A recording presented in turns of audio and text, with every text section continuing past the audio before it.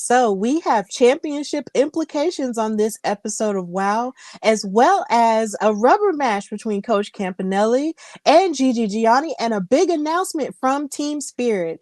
This is Steph and Kat Talk WoW.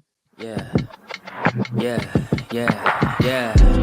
Making her way to the mic. They start dimming the lights. You start feeling alright. From Birmingham, home of the Teddy Longs and the Ruben Studders. More once you discover. For all of the lovers, Whitney Houston and Roman Reigns. For all of the lovers, and Mickey James and Marvin Gaye. For all of the lovers, and Sasha Banks, Janelle Monáe, Silk, Sonic, and Paige. Allow me to say, look, I just found a place, sweet escape. For every one of us, I was kinda late, so I just made it up the struggle bus. Walking by the faith, cause I know it's right in front of us. Yo, I ain't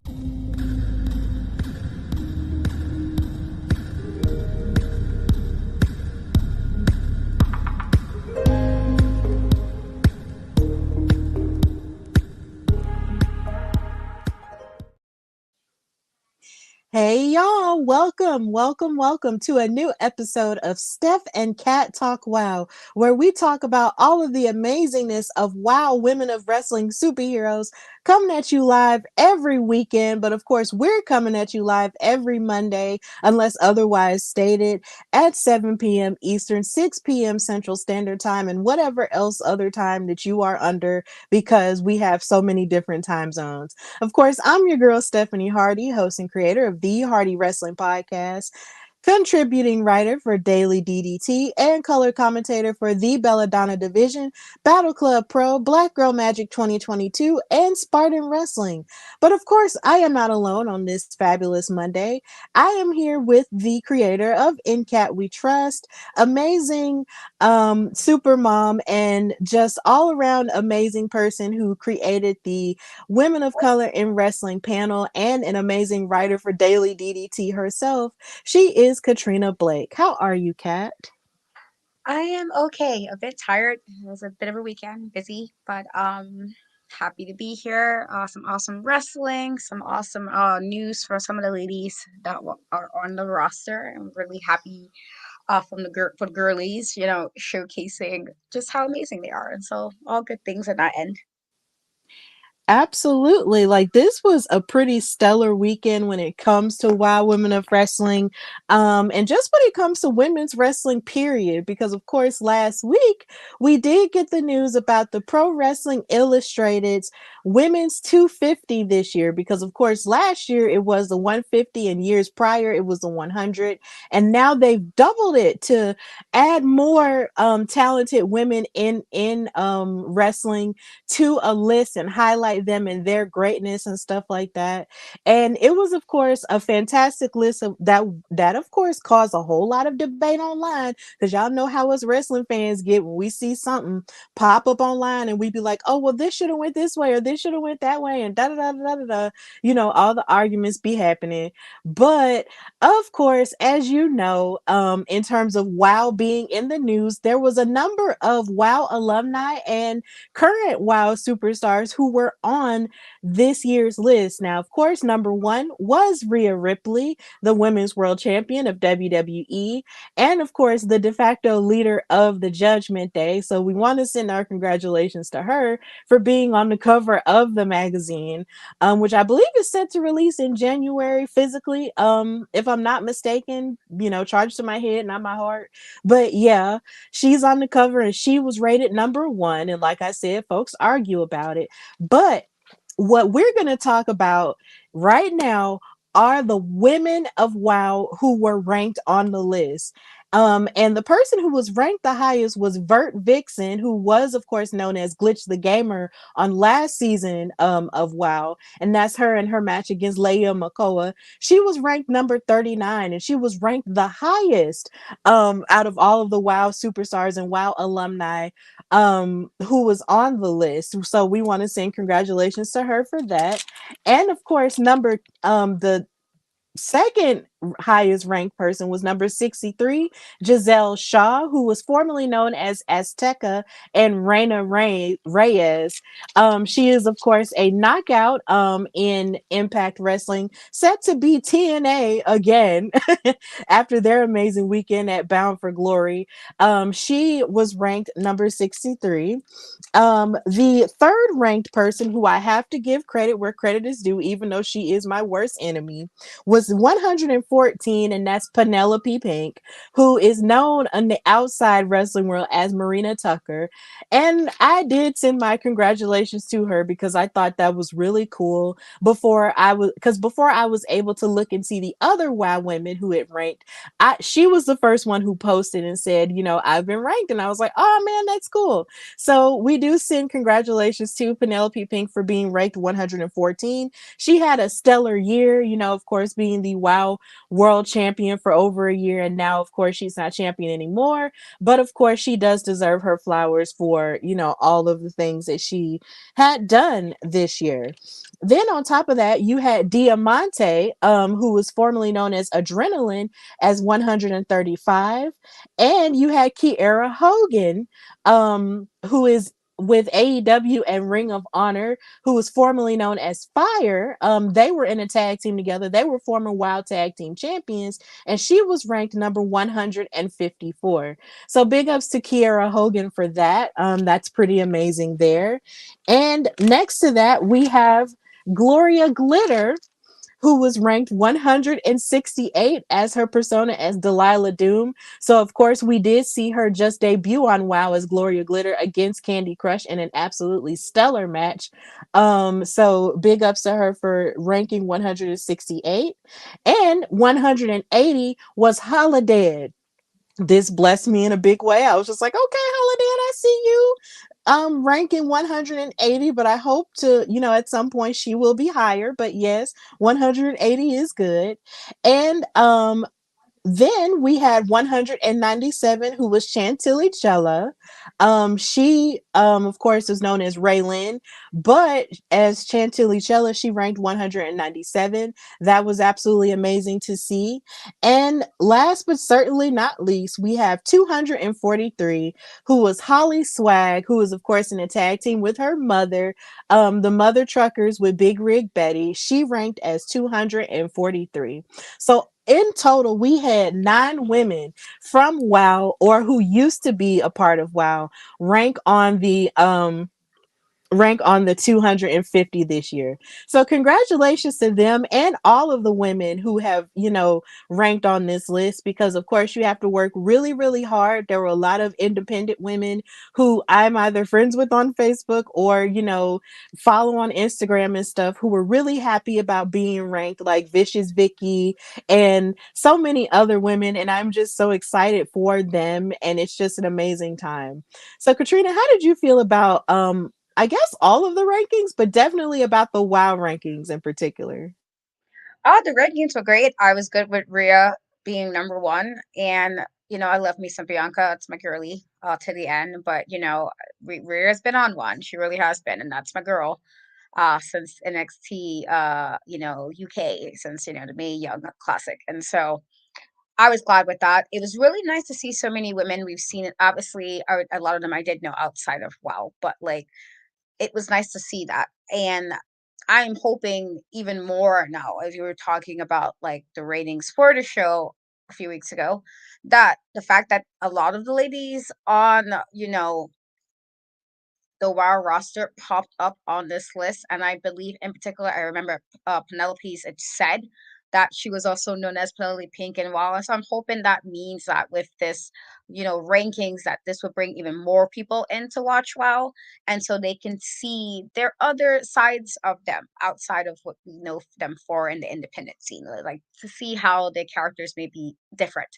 Uh on WoW. And so I think just all around to all the ladies, and I'm glad that the list went up.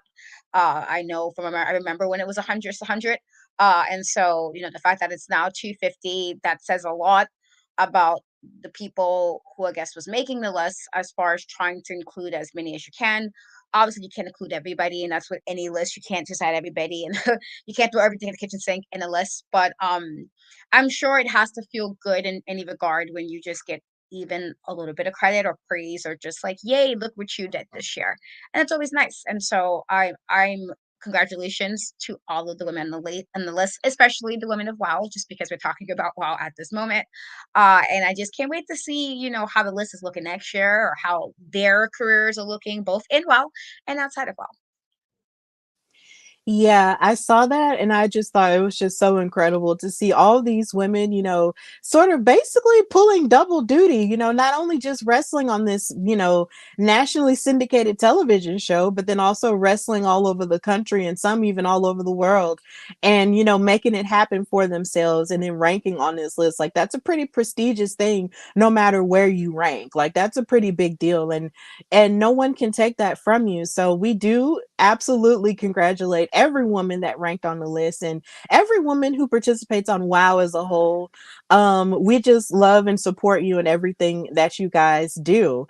And even in talking about that, you had Vivian Rivera actually recently won a championship this weekend. So congratulations to her for that. I wish I had had a chance to get the picture of it. But we definitely want to send our congratulations for that. So there's just lots of cool things that these women are accomplishing outside of WoW.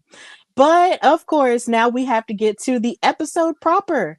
So, Katrina, how did you feel about this episode as a whole before we fully get into the nitty gritty? I thought it was a fine episode. I again the one thing I say this every time, and I feel like I have to iterate it every time we have a show, but like I always love that we get a range of different people every week. And sure, we might see one person last week and we see them again, but I like that we pretty much get a good rotation of the roster. And so if we might have forgotten something the week before, well, they're reminding us now with this new matchup, or just even seeing new matchups, or somebody like, let's see how this is going to play out if they may not have wrestled each other that much before. And so I thought it was a fantastic episode. We did get some bit of a bombshell last week in regards to the beast. And so, that's like kind of just seeing how that's gonna progress as well. Going forward, because like a lot of that I felt like changed the tide of a lot of what we got last season. As far as like which certain matches, with championships clearly. And so but otherwise good episode. I enjoyed it. Yeah, it was really good. I really enjoyed it. It was very substantial in what we got, not only just in ring, but definitely, with the stories and stuff. So I'm really excited about what's to come here. So, of course, the episode started with a recap of the Beast finding out who attacked her backstage. Well, not backstage, but in that alley when she was leaving David McLane's office. And of course, she found out via flash drive from Sophia Lopez, the greatest attorney in the world, that it was Vicky Lynn McCoy sent out by the fabulous Lana Star to attack her and re-injure her. So she had to give up her Wild World title. And they made the big announcement early in the show that she was going to have a revenge match with Vicky Lynn McCoy next week or this coming weekend. And this made me so happy because I'm just like, girl, you need to get your lick back, because the way that I did not want to see her give up that championship, I really didn't want to see her do that. But of course, when you're injured, you can't fight, you can't defend the title the way that you would want to. And it's so funny, thinking about that. It makes me think about how 5 years ago, either today or yesterday, we saw Roman Reigns have to give up the Universal title due to his diagnoses of his leukemia, which he did wind up fighting and is in remission now. But of course, when you can't defend the title, you can't just hold on to it, in a selfish manner. You have to give it up.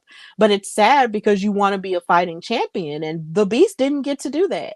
And, Vicky Lynn McCoy took months away from her. So I'm really glad that she's having this opportunity to get back at her. But of course, this wouldn't be the last time we would hear from the Beast in this episode. But how did you feel, Katrina, about the announcement that the Beast would get a chance to get her revenge on Vicky Lynn? I'm glad. We know we were sad. We was sad when we saw she had to give away the title.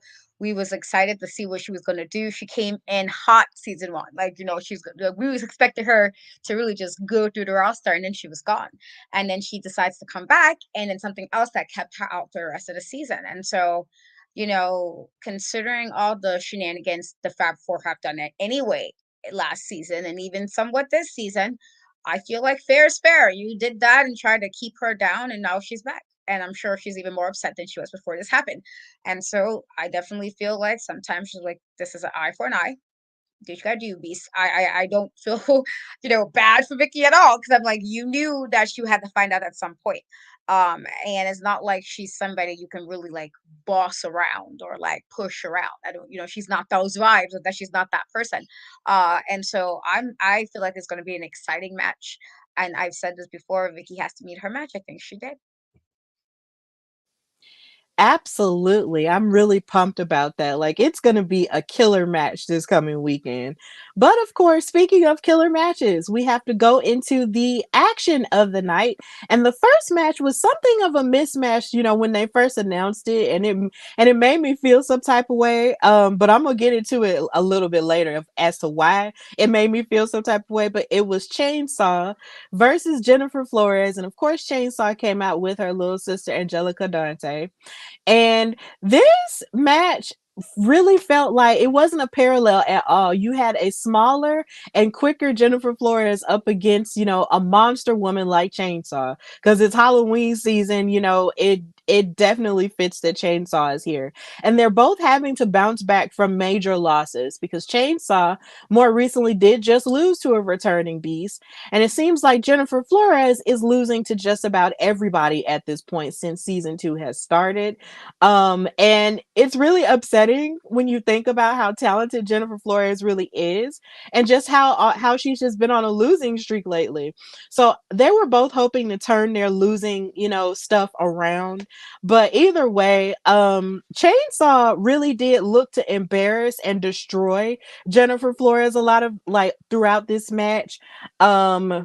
Jennifer started off, with a flurry of punches and kicks before Chainsaw actually just pushed her to the corner of the ring, was just like, yee, and just threw her. And I was just like, dang, this is really sad.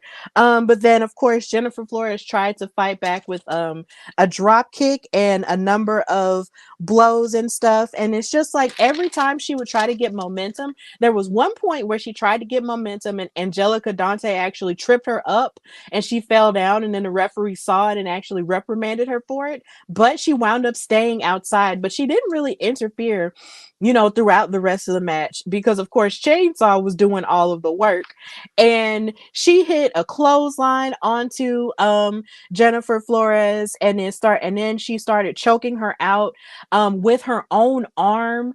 But then of course Jennifer tried to escape a number of times, but eventually Chainsaw locked Jennifer into a full Nelson and hit a twisting neck breaker, and then hit her chainsaw splash to win the match. And even though Jennifer did try to be impressive with a lot of her quickness and agility, because she did hit like a through the ropes bulldog onto Chainsaw, like she really did try, but it was just to no avail here, and Chainsaw wound up winning the match. But after she won, she kept attacking her over and over again and was looking to choke her out some more. But then you had the WoW OG, Steffi Slays, come out there and defend her. And of course, they've been tag teaming together since, the latter part of the last season and also into this season. And she was just defending her honor. But then Chainsaw proceeded to want to choke her out. But this all ended when, of course, our PWI ranked Holiday came out and stared a hole into Chainsaw's soul and made a motion at her that said like this, like, I will X you out, right?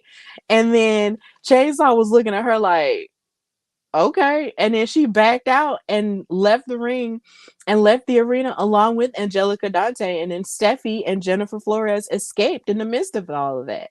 So that was a really interesting turn of events there. But as you can see, this is the second week in a row where Holiday and Chainsaw have had an interaction where Holiday was able to kind of just stop her in her tracks from attacking a bunch of people and sort of control her in a way that Angelica doesn't. Like, it's pretty insane. But Katrina, how did you feel about the match and the events that happened afterward? Oh, poor Jen. Like, like, Chainsaw's great and all, but like it's as a person who's a bit tiny, it's unfortunate when you see like you really giving your all, and like even with all you're trying to accomplish and all you're trying to do is just not enough. And I feel like she tried, she did, but it clearly wasn't enough. I felt like Chainsaw really manhandled her throughout this match. Gave her little moments that was clearly like she tried a little something something, tried to maybe rally back the momentum to try to get some really good offense. It just didn't really work for her. And it's so unfortunate because I do feel like so far this season she's really been getting manhandled a lot. Like in general, it just seems like she's been getting thrown around. I don't know. I don't know what's going on. But it makes me a little bit sad. I am now curious, however, with Holiday and Chainsaw in particular, like, is this saying like is Chainsaw afraid of her? Is this like they're gonna break them up? Is Holiday gonna have a random heel turn because it seems like she keeps stopping Chainsaw from getting a little bit extra? Is this Holiday making a turn to not be so part of that stable before where they was kind of playing mind games and doing things? Is she kind of turning a new leaf? And so I'm curious now because this is now the second time that she did stop Chainsaw. And before I'm thinking about how they were with like Candy Crush, for instance. She didn't seem too concerned and wanting to stop her, from doing anything or anything that they were all engaging in during that storyline. And so I'm curious now, why is it she seems so determined that when Chainsaw seems like she's getting a little bit extra, she feels the need to kind of come and say, or rather not say, but kind of her presence seems to stop things from escalating. And so I'm just curious where that's going with that. Yeah, I'm really curious about it too. And considering these are women who are like monsters, I'm just wondering like what type of supernatural stuff could we see on WoW, when it comes to the two of them? Like will we see like more dark magic? Because of course we have seen, the likes of Siren the Voodoo Doll and Holiday, sort of mess with Candy Crush last season and all of the dark magic that was going on with that, right? So a part of me wonders like what is it like? And it seems like a lot of the people who associate with the dark magic are always, intertwined together. You never really see them fight each other. So I'm really interested to see how this plays out. Like, I'm really interested because at first I thought, well, maybe it's an alliance, but no, it doesn't seem like that way. And Holiday seems to want to like be the dominant monster in all of WoW, which I can't, fight because I'm not going to sit here and pretend that I wouldn't want her to be the dominant monster at some point. But, it's just really interesting stuff. I'm really interested in seeing that. And I just want better for Jennifer Florez at this point. Like just to switch it around because ever since the first episode of this season, like she's just been on a losing streak from hell. And I hate it. Like she lost to Adriana Gambino, who's undefeated at this point. And it's just like she calls herself like essentially like a woman who is a part of the new generation of wrestlers. And it's just like we want to see her thrive. And we just haven't been seeing her thrive. And I don't know. And what's so weird is she's had more of an attitude this season too, because she's gotten more mouthy, she's gotten more confident. But with that confidence has to be the idea that you have to back it up in ring. And here lately, she just hasn't been doing that, and it's just frustrating. So I want better for Jennifer Flores. I don't care if the better comes from her tagging with Steffi or if it comes from her having to reallocate by herself. She needs to get it together. I'm tired of watching her lose. She is mad talented. AJ Mendez chose you for a reason. Show us. Show us who you are, Jennifer. Like, that's just where I'm at right now. I'm just really frustrated. But Chainsaw came out with the win, so congrats to her for that. So after that point, we go to the WoW locker room and we saw Team Exile and Ice Cold talking about, gaining the same results that they did in their match that they had against Jessie Jones and Americana, and it seems like they're more so on the same page now than they were a couple of weeks ago when they were trying to see where Ice Cold's allegiance lies season. Clearly, it's with, Exile. She's not really out here, with anybody else. So clearly she's still, working with Team Exile and trying to help them win and stuff. So they also mentioned that they wanted to hear more of Jessie Jones crying. And I was just like, well, Jesus Christ. So y'all just wanna, ooh, that's rude. So then we go further backstage and we see Americana and Jessie Jones. And Americana is expressing her happiness of getting, a rematch with Team Exile. And Jessie Jones just says, I just don't want this match to go like the last one. And Americana says, well, what do you mean? And Jessie Jones says, nothing. You just do what you do best. Just stand there and look pretty. And I'll do what I do best, which is win. And Americana looked really irritated with that, and I was irritated with it too. So, first of all, hi to John Ross watching on Facebook, thank you, and also to Valvez BT Dubs on Twitch, thank you for watching. Um, this was really frustrating to see because, of course, Jessie Jones in their last match tried to, win the match by hanging on to the ropes, and Americana broke it up, and she didn't like that. And because she didn't like that, I guess Jessie Jones is sort of like, okay, you're not doing whatever it takes to win, but Americana wants to win the right way. So, Katrina, how do you feel about this, coming of events when it comes to their relationship? And just all of the miscommunications that they seem to be having. I'm not too surprised.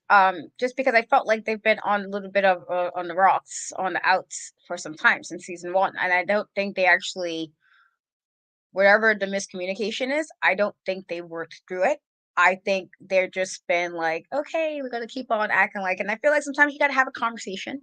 Might not be the best conversation, it might not be a conversation you will agree with, but I think they need to do something. It's obvious that there's a problem. And if they're going to continue tagging together, they need to figure it out. I feel like that's going to be detrimental to them in the long run if they keep making the weird comments or making the weird jabs when we were supposed to be friends.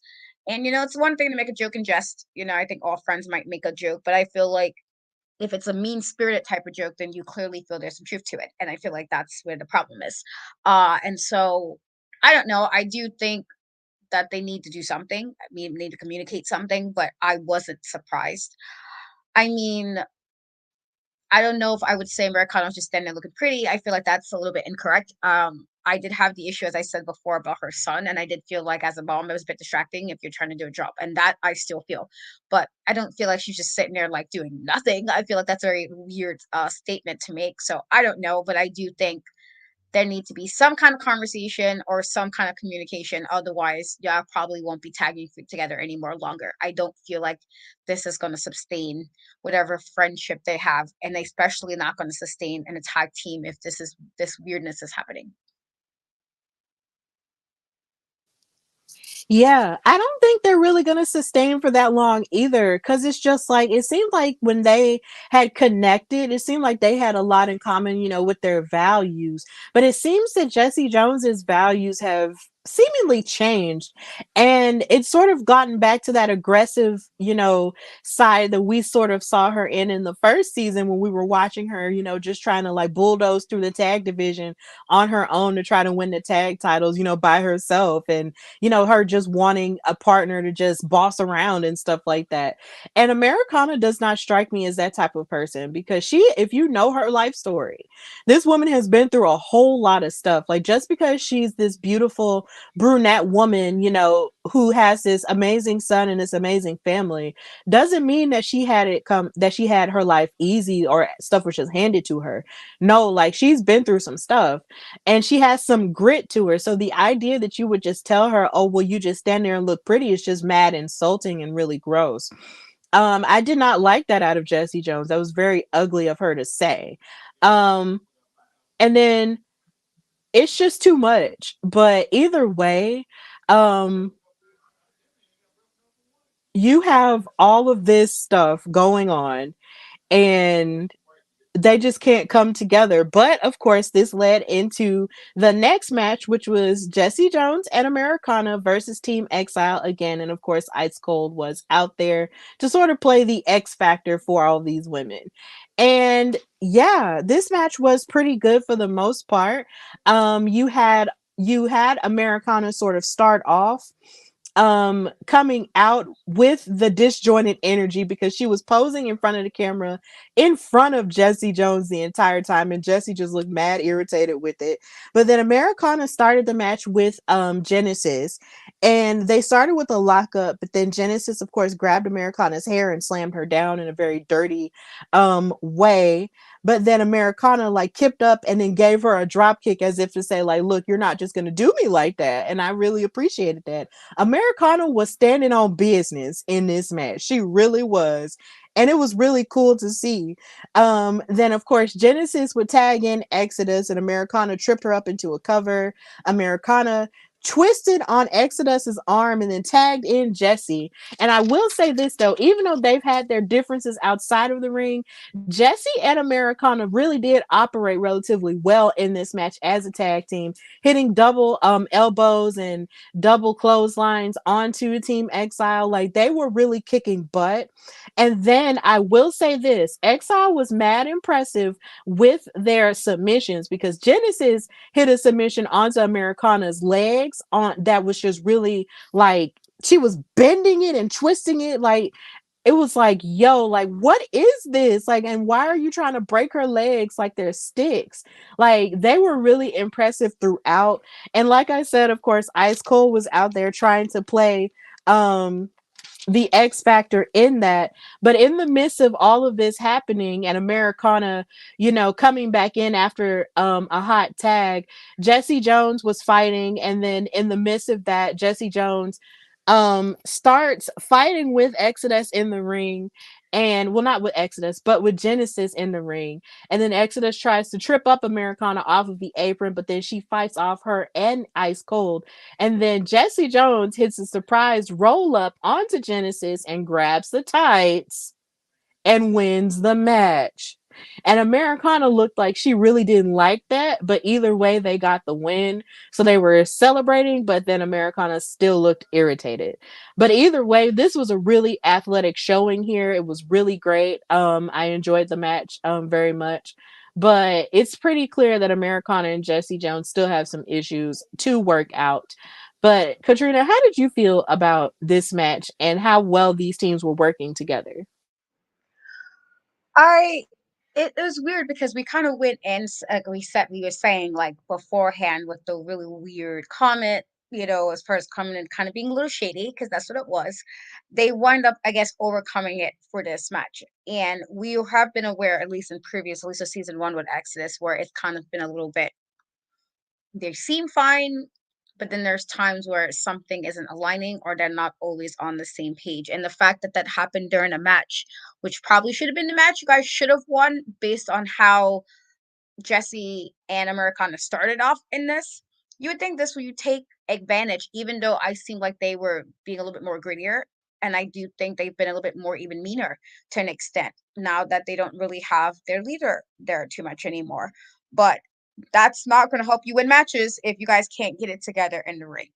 I'm not even sure, and I said this before, exactly what Ice Cold's role is in them and with them, because it's like she's there, and why, like it seems like she's doing little things, but it's like, what is it? What is it bringing to the group? Like, what is it adding? What bonuses we're getting as a group? And so, even with that alone, it still feels like that's a little bit funny, like or like shaky. And so, this is to me, I felt like Exile should have had a better option to win this with how we knew the match was going to go in. And so I was pleasantly surprised that it didn't. And not that I wanted Exile to lose. It's not that. Just because I wasn't sure. Because, again, Jessie was definitely being a little shady. Um, and they was able, even with that being said, and even the weird stuff that was going on, even during the beginning of that match, they able to still pull it together and win it. I still don't think this is going to sustain if they keep up just kind of being weird or being petty or being shady and not discuss what the actual issue is, because clearly it is an issue. But I do think in regards to Exile, they need to figure out if they want to continue being part of team or what is the problem, that there's miscommunication, or they want to be solo. And I feel like that's what's happening. I could be wrong, but that's just the vibe I'm getting from all of that. Yeah, all of those vibes do seem to be off with Jessie Jones and Americana. And I will say this, Exile seems to have more of an understanding with each other. Than Jessie Jones and Americana. So I can definitely, see why you would have been, surprised at them, losing that match, even though Jessie Jones did, do something underhanded by grabbing the tights or whatnot. By all means, Exile really could have won that match because of how cohesive they are and on one page they are. But yeah, like Jessie Jones and Americana, I feel like at some point, if I could make a prediction for the rest of this season, I feel like at some point they're going to have a feud and it's going to be a battle of the American spirit. And I'm ready to see it. Like, I'm ready to see it. Now, I do not like it. I do not like sowing discord when it comes to women because I feel like we should all just get along and be happy and unite with each other. But when there's clearly an issue between you two, especially when it comes to wrestling where there's conflict, this is not a conflict averse type of thing. Y'all gonna have to fight it out. So I really am interested to see, what a feud between the both of them would look like. But then I would also be happy if they did work it out, and be chill with each other again. So hopefully they can figure their stuff out. But either way, this match between both of these teams were just fantastic. I enjoyed watching it. There was a lot of technical prowess, and a lot of athleticism showing. Americana was kicking all kinds of butt with her Statue of Liberty backflips and stuff like that. Like, she is not here to play with us this season, and I'm really happy about that. Like, she was always good, but I feel like she's really operating on a newer level this season. So I'm happy about that. Jessie Jones and Americana wound up winning. So, and back in the WoW locker room, I like that we're seeing the locker room a whole lot more because I actually love their furniture and the whole vibe that they have with the white and all the pink and everything else like that. Like, it's just so cute and feminine. I just love it. But yeah, we see Coach Campanelli and Ariel Sky talking to each other about the plans that she's been thinking about. And of course, Ariel Sky is being supportive of the fact that Coach is just thinking about the future of Team Spirit. And she said that she wants to make a statement in her match against Gigi Gianni, as well as a statement after the match. So a part of me was just like, okay, well, what are they going to announce? Like, what could it be that they are about to lay on us this early in the season? Like, what are you thinking about, Coach Campanelli? And it's pretty clear that Gloria Glitter really did say something to sort of trigger her into thinking, what's the future? Because clearly, Coach was still tripping so hard off of, the Brat Pack and everything, and where Randy Rah was and stuff, that she wasn't truly focused on what the future has in store for her in Ariel Sky. So now it's made her realize that this is what I need to do for us at this state. So I thought that was really cool. So this led into match number 3. Coach Campanelli versus Gigi Gianni. And of course, BK Rhythm was out there and Ariel Sky was out there for Coach. And no, we did not get a chance to hear any of BK's bars. I know Katrina's probably happy about that. None of BK's bars, but we do want to send in congratulations to her because she did just get engaged.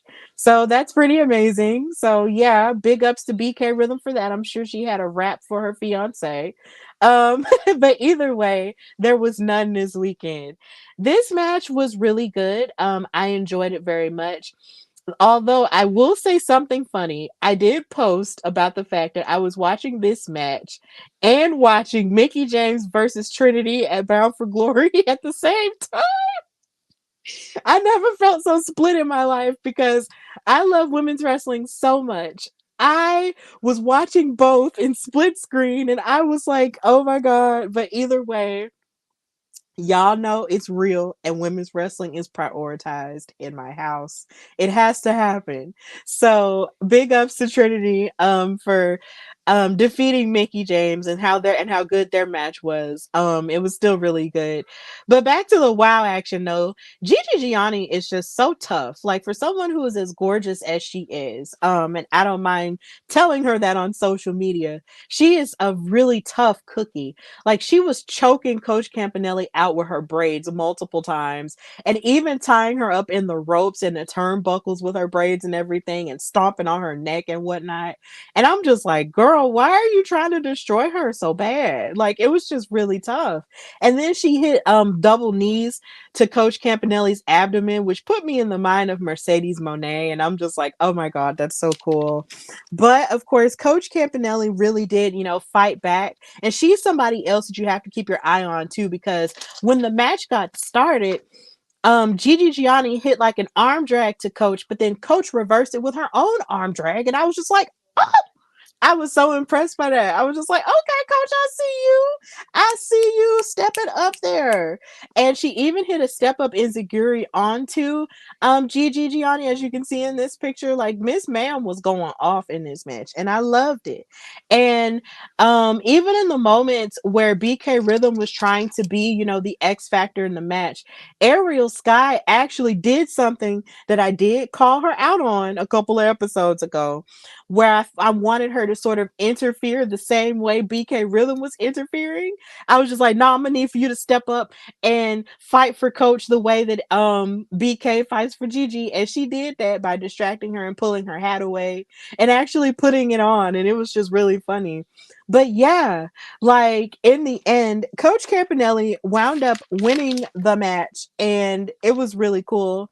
She won it with her fantastic finisher called the buzzer beater. And after Coach won, she announced that she was going to have worldwide tryouts for the newest member of Team Spirit, and that she's looking for the best of the best, and that submissions are open now. So if you want to audition to be the next member of Team Spirit, you can do that and get in contact with WoW and figure that out. So yeah, Randy Rara is no longer a part of Team Spirit. It's sad. We hate to see it, but you got to move on into the present day, and Team Spirit needs a new member of Team Spirit. So Katrina, how did you feel about this match first? And secondly, how did you feel about the announcement of the tryouts? It was a really good match.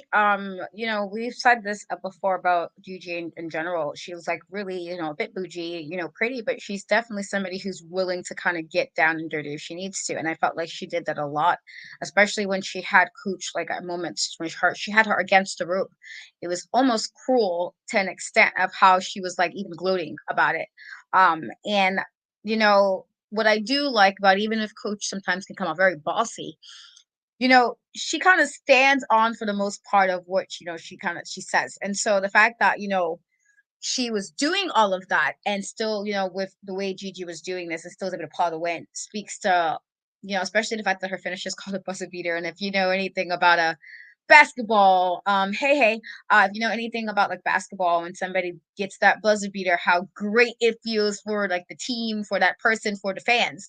That's a good like way to kind of like, oh, it looks like it's going bad, and it kind of turned just enough for you to get that win. And so that speaks just so much of like Coach's tenacity, like just always making sure, there's a plan. It is sad with regards to the announcement that Randy Rara is not there. I don't know why. And I hope Earl is well. But it's sad because we got to see Randy grow in WoW. We got to see how from when she first got there, how she got more confident, how she got more comfortable, how she was willing to even get a little bit dirty if necessary, especially when you was dealing with the twins of Miami Sweet Heat. She kind of had to get a little bit more dirty, and it was nice to see that growth and to see her be more confident. And so for her to be gone, it's like, oh man, like we're not gonna see that anymore. And so, I love Ariel Sky. She's super awesome. And so hopefully whoever joins next, or whoever many join, I don't know if it's a one spot or multiple spots, I don't know how this is playing out, that it'll mesh well with the likes of a Coach Campanelli and Ariel. But otherwise, this was a really good match. Yeah, it really was. And it is sad to say goodbye to Randy Rara, because I just can't help but think about her in that schoolyard brawl and what led to it, and how it's just like Samantha Smart, hey, glued the whistle to her mouth. And so it was just like they had to, and her and the disciplinarian actually had to like take advantage of that in order to choke her out to win a match. And that led to them having the schoolyard brawl. Like that was pretty insane stuff to think about, and it was a really fun match, to see her have. And then to see her, not have that much of a voice at all when it came to Coach Campanelli, because we know how she can be a little bit overbearing as a coach. to finding her voice, in that team, and then even becoming Wild Tag Team champions with Coach Campanelli and stuff. Like even though it was for a short time, they still, had a level of success with that. And we're definitely going to miss Randy Rah. But of course, with Ariel Sky, she needs someone, to be that extra person to give that extra oomph to team spirit. And hopefully, whoever they find, it'll be fantastic. Maybe we'll actually get to see some of the tryouts and it'll be like watching Bring It On all over again. And they'll have people coming in, cheering and, you know, having bad cheers, having good cheers, and then eventually they'll find someone like Missy. Like who even knows? But either way, yeah, team spirit is on the lookout. So if you want to, try out, then go right ahead. So after that announcement, we had a recap of the Beast WoW journey. Of course, they showed her back in the day beating up on everybody, including Azteca slash Giselle Shaw, Jungle Girl, and everybody in order to rise to the top of the WoW division and actually winning the WoW world title from a woman who shall remain nameless. We saw that happen. They showed a clip of that, and then they also showed how last season she wanted to, keep her dominance going until, of course, she sustained that injury in that triple threat match with Rana Del Rey and Tormenta. And then, of course, they showed her working her way back up and getting better from her injury, only to be sidelined by that attack from Vicky Lynn McCoy. So we heard what she had to say in this episode, and she said, "It takes a coward to attack someone from behind. I had to give up what meant most to me." And that's, of course, alluding to the WoW World title. And she said, "While I was out, I sat back and waited and watched, knowing one day I would find out who attacked me." And she had a lot of time to think about what she would do to the person who tried to take her out. And she said, now that she knows it's Vicky Lynn McCoy, she is going to come after her. And she said, "You forgot who I was. You said you forgot that I'm the biggest and I'm the baddest, and I am coming for you."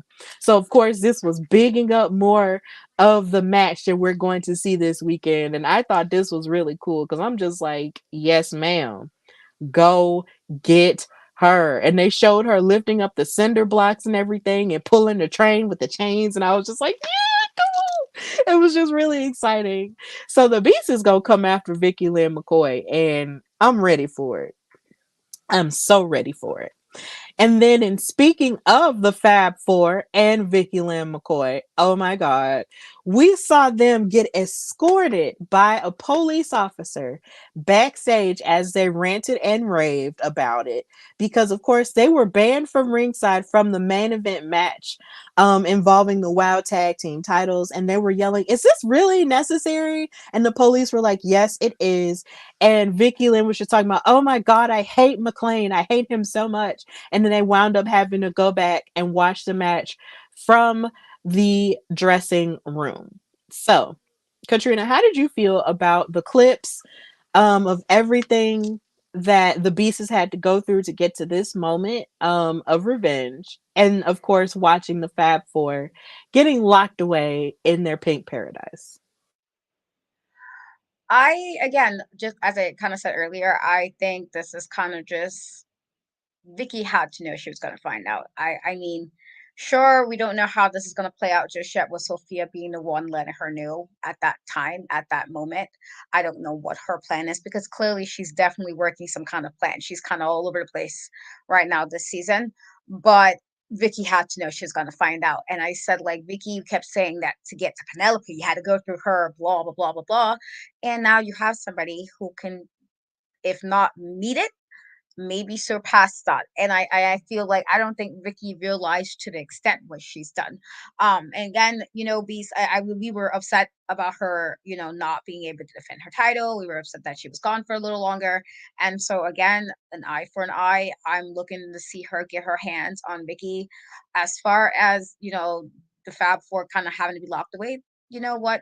that's fine. And I say this because again, there was so much shenanigans over the last season, over just even in the beginning of this season with like what they were doing, what they were trying to do with Princess Aussie with the title. It was just too much shenanigans, too much nonsense. And so the best thing again, which they should have been doing from the very beginning, I feel, was making sure there was no way there could be interference. I feel like they should have been doing that from the very beginning. I'm hoping that means that going forward, they're going to be more stern about people doing outside shenanigans.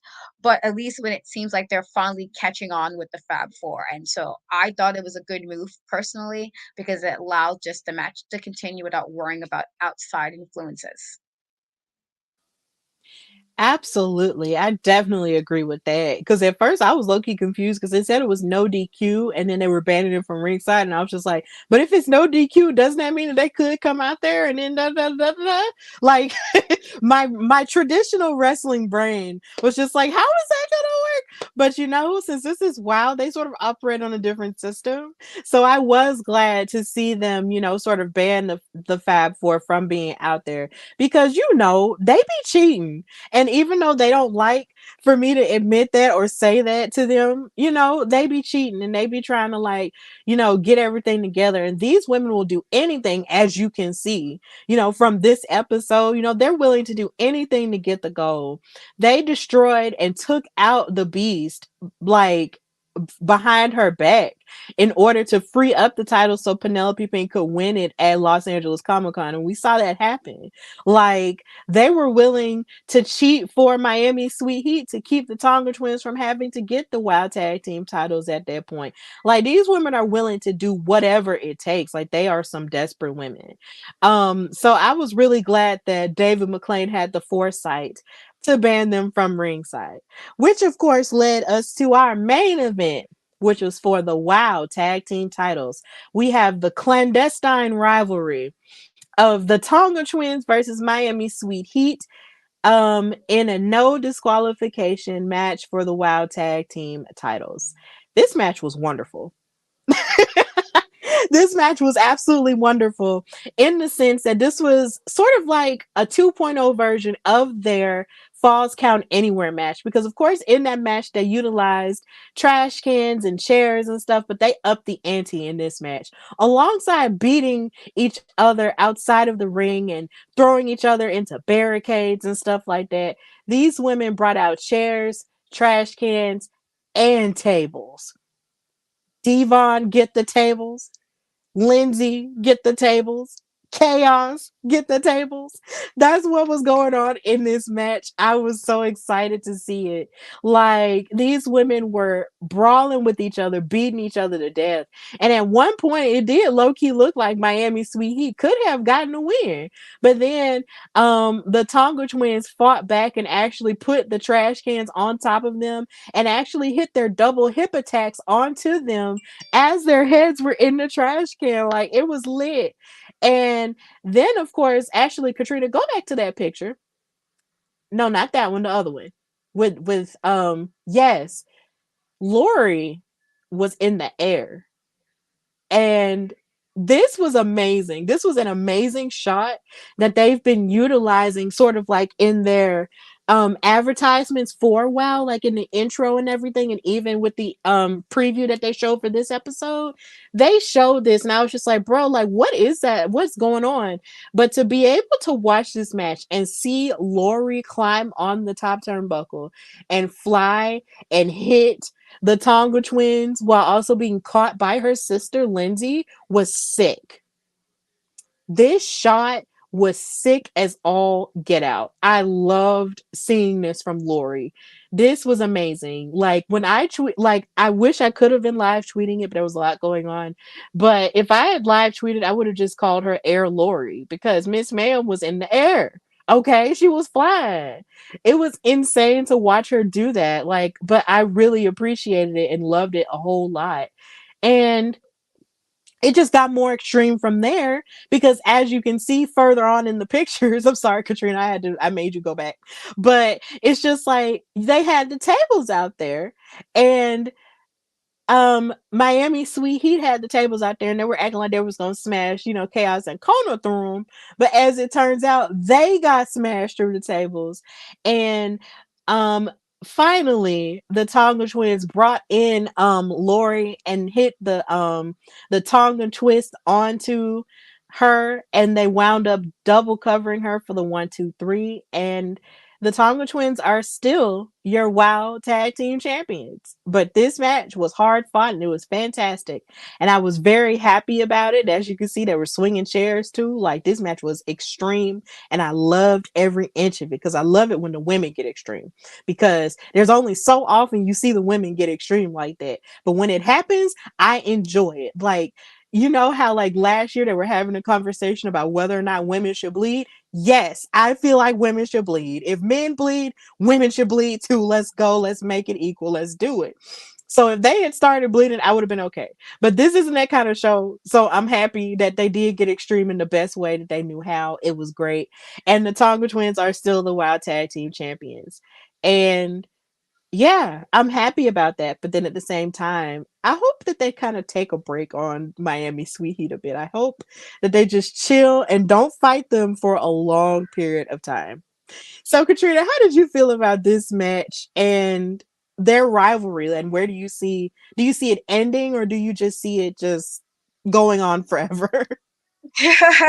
I do think it'll probably be one of those rivalries that I don't think it's necessarily over forever. I do think this should be over for now. I do think the last time they had the matches, the match they got the titles, it was a bit of an extreme match. There was a lot of stuff happening in that match when they won the titles. And so they kind of repeated it, having their rematch very similar when there was a lot of stuff going on in the ring. There was stuff going on outside the ring. There was garbage cans, there was weapons. And so I feel like you did this twice now. You shouldn't need. I feel like in this regard, they were able to win both times during that. So we don't need to do it again anytime soon. I don't think again, it's not often you have two set of twins, two set of sisters, in the same promotion. It's very, very, very, very rare. So I don't think necessarily that the feud is completely done, but I do think it should be done for now. I don't know what else you guys can give us right now. I feel like this match was great. It was really nice to see Lori, that is Lori, right? The one that went up on the just the fact that Yes, that I was don't think I Lori. yeah, Lori's the brunette one, and Lindsay's the yeah. blonde one. So the fact that Lori went on top and jumped out, like all of that, it was like they're feeling like they're doing a little bit more each time. And you don't want to get it to a point where you're like, all right, and not that I feel like I will, but you know what I mean. Sometimes it's okay to just refresh the feud a little bit. It's okay to take a little, take a moment. We think of all like the greatest wrestling feuds or rivalries and how we remember it. And it might have gone on for a while, but then they took a break, and then like that year later, they're back talking smack, and you're like, oh, there it goes, and now you're excited again for it. And I feel like in this regard, again, I don't think it's completely done, as in we'll never see it again, because it's again not often we're going to see two sets of women twins in the same promotion, both being technically champs, former champs. But I do think for now, especially with the last two times they did fight, it being like this, that it's okay to take a little break from that feud and push another team forward to see who will be next to challenge the Tongas. I do not, and this is no shade to, Lindsay and Lori at all. It's just we don't need to see a fifth time or sixth time, because you guys, I feel like, really put it all out there. Um, it's okay to take a minute. Maybe you need to come back and regroup. Maybe you need to try your approach a little differently. Maybe you got to figure out how can y'all win without having the Fab Four involved, because clearly when they're not involved, y'all don't do too well. And so maybe y'all want to have it where maybe you got a game plan of what can we do next that shows us as a team, as twins, as sisters, that we don't necessarily need to rely on the Fab Four. And maybe they need to do that first before trying to come back in for another title shot. I think they need to let it go for it's okay to take a break. It's okay to rest. If you're religious, they say that the day of rest. It's fine. It's okay to take some self-care time. It's okay to take a minute. It's okay. It's okay. And so I do think they need to take a minute. I don't think they need to have another title shot. Again, I personally wouldn't have given it to them after all the nonsense they did leading up to Tonga's winning. They'll be nicer than I would have been, truly. I think there should be some other teams coming up now and see who think they have, you know, everything they need to take on the targets and maybe win. I feel like that's what we need to focus on now. But otherwise, outside of all that I just said, I do think this is a fantastic match. I do like that they were kind of putting like all things out there, and not in a way where it was like gory or anything, but enough that you tell it was serious enough that they were really putting all their effort into it and all whatever they were feeling to it, and that was good to see. And so again, not often we see two sets of twins like that in the same promotion just kind of going all out, and so that was cool. Yeah, it really was cool. Like watching the series of matches that these women have had has just been fantastic because they've upped the ante every single time. And you're right. Like I'm not sure exactly how they would top this again, unless of course David McLane has a purple or pink cage he's hiding somewhere. I just don't see how they would, do that or top it because it's just like this has been a very big rivalry ever since this iteration of WoW has started. Like the tag team tournament begins and ends with them, and the rivalry begins and ends with them. So it's just kind of like, yo, they've definitely built up a level of prestige when it comes to their feud around these tag titles. And I believe in other places, that should remain nameless, we've had thoughts and feelings about, their women's tag titles and stuff like that. But then you also see other places like WoW and like Impact slash TNA who, are doing amazing things with their tag titles, and having people step up and build a whole brand around it. And it's just really amazing to see these women who just so happen to be twin sisters, fighting each other, for the amazingness of these titles. Like it's great. But at the same time, we've seen them fight so much that I feel like at this point, Miami Sweet Heat might need to go back to the drawing board and just chill out, like you said. Because every time it's always been them getting a rematch, them getting a rematch, them getting a rematch. And it's just like everybody else has to work their way up to that. And they act like they don't have to because they feel like, oh, well, we're perfect. We don't have to do that because we already have everything. And I'm just like, no, y'all clearly don't have everything because if y'all had everything, y'all would still have the gold and y'all ain't got no gold now. We are living in a world where none of the members of the Fab Four have gold. Even though Vicky Lynn McCoy didn't necessarily have gold to begin with, like they're not dripped in gold now. And it's interesting to see them like that. And it makes me wonder, like, what is going to happen with them now? How are they feeling about themselves now? Where is their arrogance or self-esteem even at this point? But it's insane, but I do feel that Miami Sweet Heat might really do need to work their way back up the same way other teams do. Because I would be interested in seeing, Jennifer Florez and Steffi Slaves fight the Tonga Twins for that. Or the Last Call, or any other tag team, or even Gigi and BK. Like that would be cool too. Like if they fought for the tag team title. So there are definitely other tag teams that could definitely like pose a threat to the Tonga Twins. And we do need to see that now.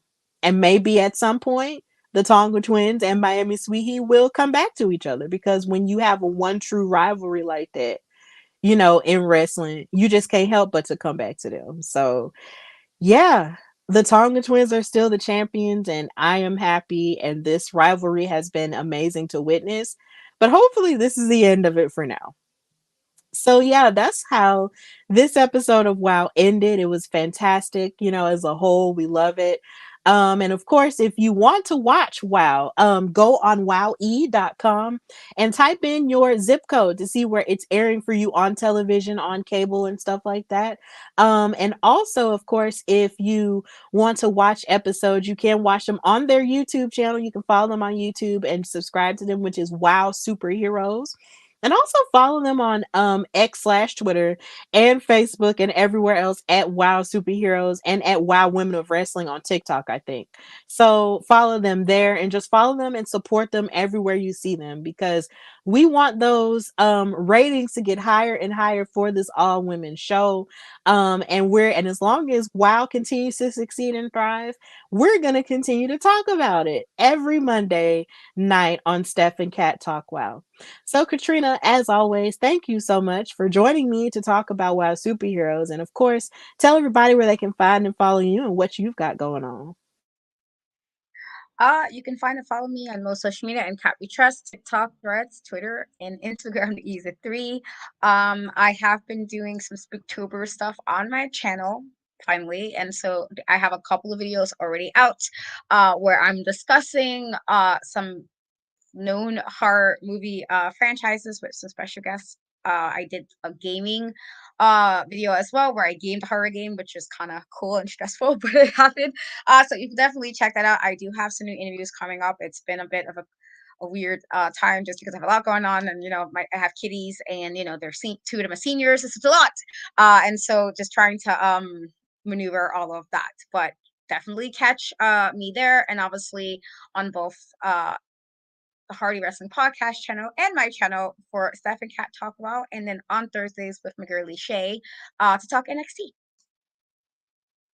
Absolutely. Like their show with NXT is really good. So I please suggest that you do go watch it. Like it's fantastic.